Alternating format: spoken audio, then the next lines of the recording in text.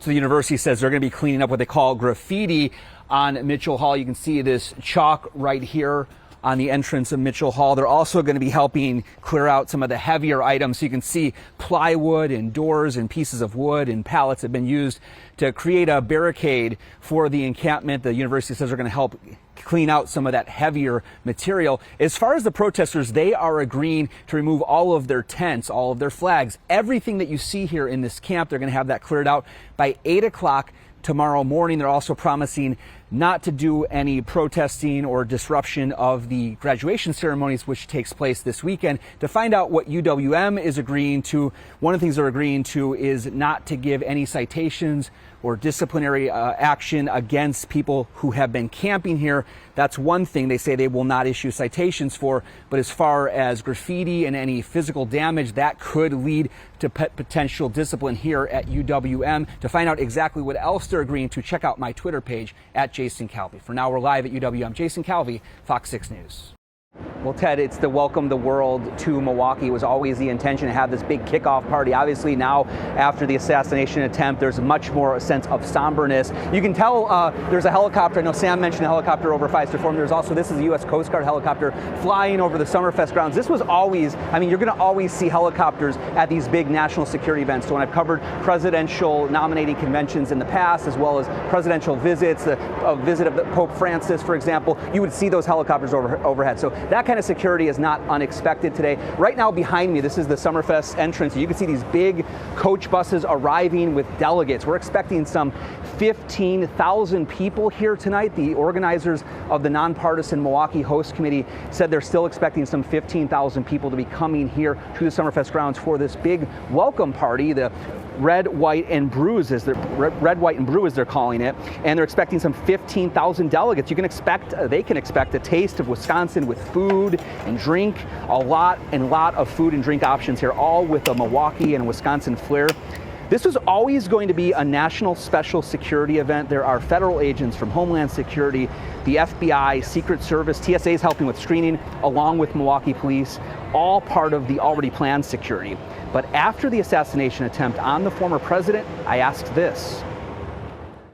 How close were you to potentially canceling the event? There was 3 hours between the shooting and when you made your announcement last night. Had you considered shutting this down? Where all systems go. You know we've been hard at work for everybody here in Milwaukee, full steam ahead. We are ready to bring it and showcase our city and state to the world.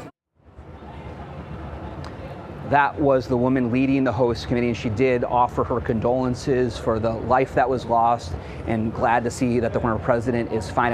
You mentioned, Ted, the Hone Bridge, and the Hone Bridge was always part of the security plan to block it off during this welcome party. So you can see there's no cars moving on that Hone Bridge right now as well. That area around the lake, if you have a yacht or some sort of boat, all of that's banned from the lakefront in front of Summerfest grounds. And then all around here, we're seeing streets blocked off as well, as right now those delegates arrive for that welcome party. Trace Atkins, country music star, is also going to be playing tonight here in Milwaukee. Yeah, Derek, I spoke with one of the workers when he unlocked the store. Look at the sign here. It's supposed to open up at 8 o'clock.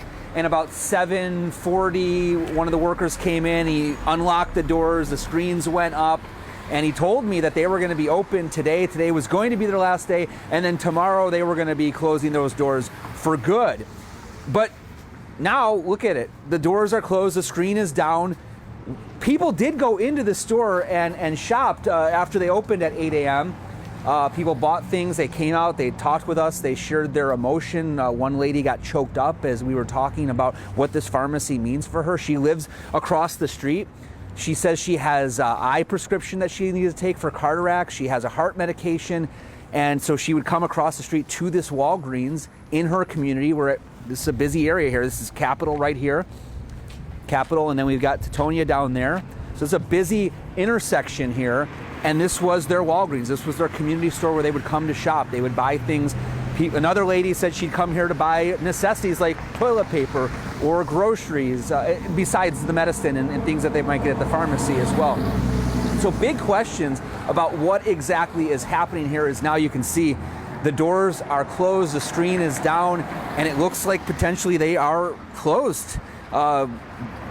They were supposed to close in 10 days. Originally, Walgreens told us that it was closing on January 15th. They said the reasons to close the store include dynamics of the local market, and changes in the buying habits of our patients and customers. That's a quote. But Alderwoman Andrea Pratt, she posted to Nextdoor yesterday that this Walgreens would close abruptly, closing early, 10 days early. She said that workers here had been threatened and thefts have been ramping up. So that was the reason why she said Walgreens was closing. And now a lot of questions for this community as far as where they're going to go from here now that it looks like the doors of this Walgreens potentially are permanently closed. We're live on the city's north side. JayCalvi, Fox 6 News.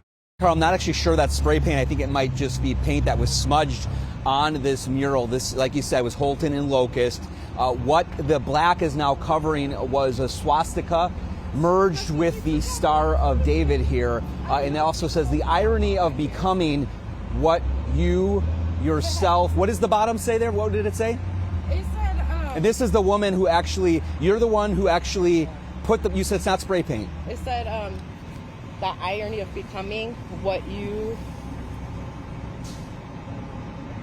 what did he say? What You once hated. So you actually put the black up here. Why did you do that? To block out the swastika because it's promoting violence to me. It's not a good way to prove your point. So the mural was put up. For Breonna Taylor. The mural was put up, and you decided that you didn't like the mural because it had that swastika there. And yeah, I so didn't realize they the people that put this mural up will say this is graffiti that you vandalized. I vandalized it. I did. And whoever did this before, I mean, it was just the hate. Who puts a swastika? To me, this is just promoting more violence. I get trying to raise awareness, but we got kids that play over here. And black, in such a short time, this was the fastest I could try to get rid of it. I didn't know I had to win that fast. We'll talk with you in a little bit. I want to have you for our coverage tonight on Fox 6 News.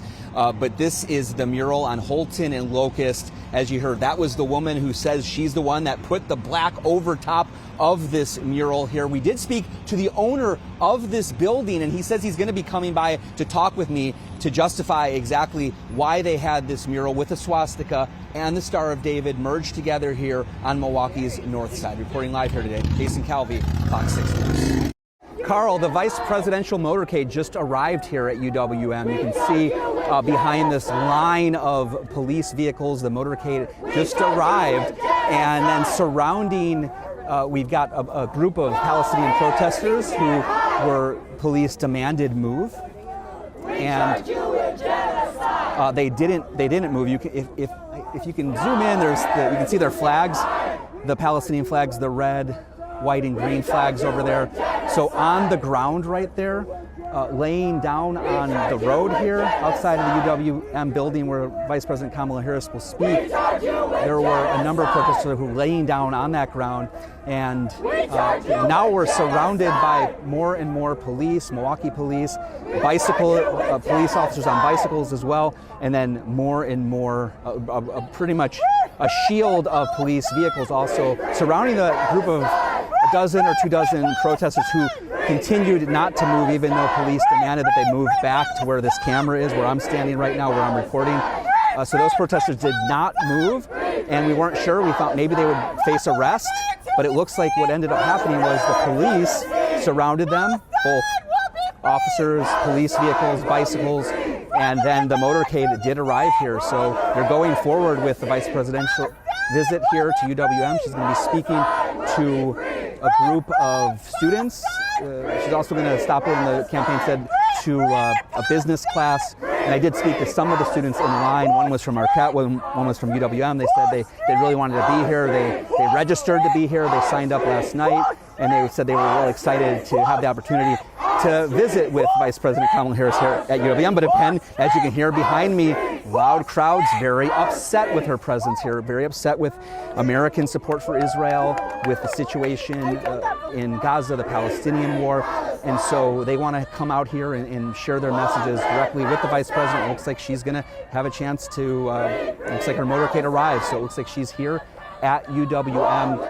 The crowd here is listening party music. It's similar to what we experienced at the Democratic National Convention in Chicago last week. The crowds that you're seeing here at the Crosse Center have been lined up for hours. Now they're finally inside for this event, which kicks off, it's scheduled to kick off at 6 p.m. And it's not, if you look behind me, you can see the stage is not set up like a normal stage. So there's no podium on that stage here at the Crosse Center. Instead, you see 2 white chairs, and on those chairs, you're going to have a town hall. And it's going to be former Democratic Congresswoman Tulsi Gabbard moderating that town hall with former President Donald Trump. Gabbard herself ran for president back in 2020 on the Democratic side. Now she's endorsing the Republican nominee for President, Donald Trump, who she's going to share that stage with tonight and question. There are going to be questions from the people on that stage directed toward the former president here in western Wisconsin. This is one of those crucial swing areas of a swing state. So when you look back and you see Donald Trump won this particular congressional district, the 3rd in western Wisconsin, both in 2016 and 2020. But it was long held by Democrat Ron Kind in Congress from 96 up until 2022. So he continued winning that seat even after Donald Trump had flipped the area for president side for Republicans. And so we're going to see a lot of emphasis on western Wisconsin because, again, it's one of those swing areas in a swing state. Back to you guys in Milwaukee. This is the party going on right here. And look at this, Eddie. I mean, who needs a cooler when you got snow right here? So they are drinking. What do you guys call this party? Shovel and guzzle. Shovel and guzzle. Shovel and guzzle. And so it looks like right now we're just guzzling, right? Yeah. Well, and plowing and shoveling and icing and yeah, you name it. Amazing. Awesome. Amazing live coverage right there. So you guys come out and you're shoveling. What do you guys do here besides having a nice cold one in the cold here? Well, all the neighbors come out and pitch in to help everybody who hasn't got a snow blower, so we get all the shoveling done a lot faster, and then we've earned our beers. And so right now you've already earned them. We're done shoveling, right? Absolutely. When we were out here shoveling across the street, Eddie, look at this. Across the street, the lights went out, so this street's all without power. Anybody here impacted with no power right now? Oh, yes. Yes. So what's the inspiration sort of for shovel and guzzle? For us, it's about our street. We call it Street 74 in Wauwatosa. It's about community. It's about being friends and helping each other out. During COVID, we had driveway drinking, and we really, embrace. We are all good friends, and we like each other. We really do, even without power. 74 on 74th in Wauwatosa right in here. Wauwatosa, yeah, great community. It looks like mostly guzzling, not too much shoveling, but they look at proof is in the pudding here. The driveways are nice and clear, and we got these coolers here made of Mother Nature's gift of snow. So we're live in Wauwatosa. JayCalvi, Fox 6 News. I'm a little worried for these people because they're done shoveling, but the snow's still coming down. And I think all the popular people are going to be on that side of the street, Jason, because that's where the lights are on tonight. Are you guys going to be back out here because the snow keeps going? I think we'll be out here all night and into tomorrow morning. So is that an invitation to all of our viewers? Yes, everyone please come. Yeah, Jason, they'll be Shift out there is all over, night. Ben. They I think just it's about time to party. They won't be shoveling. JayCalvi, live at a block party in Tosa tonight. Julie, thanks so much for sharing your expertise of weightlifting, strongman competitions, Olympic weightlifting, and you can use those techniques. Again, Jason, I got a keep question your legs for straight. You. If you're okay Sure, you got with a it. question, Carl. Go for it. First of all, the strongman there makes a shovel look like my kid's little garden pail thing they have. That's an impressive size. They say that the shovel makes it look like a little garden shovel. Chances with the that strongman he could lift you up, Jason. Just, hands on the shoulders, lift you up, make it look like nothing out there. Could you lift me up right now? Like, would that be? I'm like 200. Throw you over his shoulder? I don't know. Just lift me up like. Sure. Oh man. Oh, thanks, Carl. Thanks. Now we're good. I mean, okay. It's a snow day. We gotta have some fun with it. Like it's nothing. Awesome, Carl. Thank you so much. Yeah, we'll do that again. They'll throw me in the snow next time. That is Fox 6 political reporter JayCalvi does it all for us and always with a smile. We appreciate you, man. Thank you so much.